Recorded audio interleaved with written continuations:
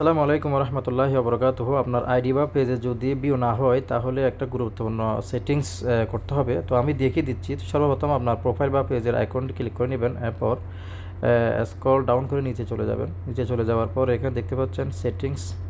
তো সেটিংসে ক্লিক করে নেবেন। ক্লিক করার পর বন্ধুরা এগেন নিচে স্ক্রল ডাউন করবেন। ডাউন করার পর এখানে দেখতে পাচ্ছেন ডিফল্ট অডিয়েন্স সেটিং। তো এই অপশনে ক্লিক করে নেবেন। ক্লিক করার পর এখানে দেখতে পাচ্ছেন পাবলিক ইউর কারেন্ট সেটিং। তো এই অপশনটা যদি আপনার অফ করা থাকে অবশ্যই এটা আপনি টিক মার্ক দিয়ে দিবেন, অ্যালাউ করে দিবেন।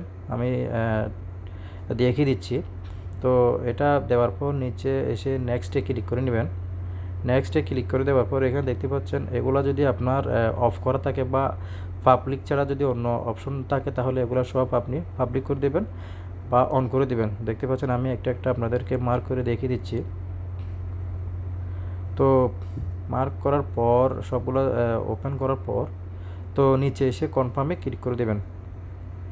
তো কনফার্মে ক্লিক করে দেওয়ার পর বন্ধুরা দেখতে পাচ্ছেন default audience updated, your default audience on Facebook has been updated to public. অর্থাৎ পূর্বে কিন্তু অফ করা ছিল বা পাবলিক ছিল না, এখন কিন্তু আপনার সেটিংসটা করার ফলে পাবলিক হয়ে গেছে। তো এটাকে অবশ্যই আপনাকে করতে হবে, না হলে আপনার ভিউ হবে না। তো এভাবে আপনারা ভিউ বাড়াতে পারবেন।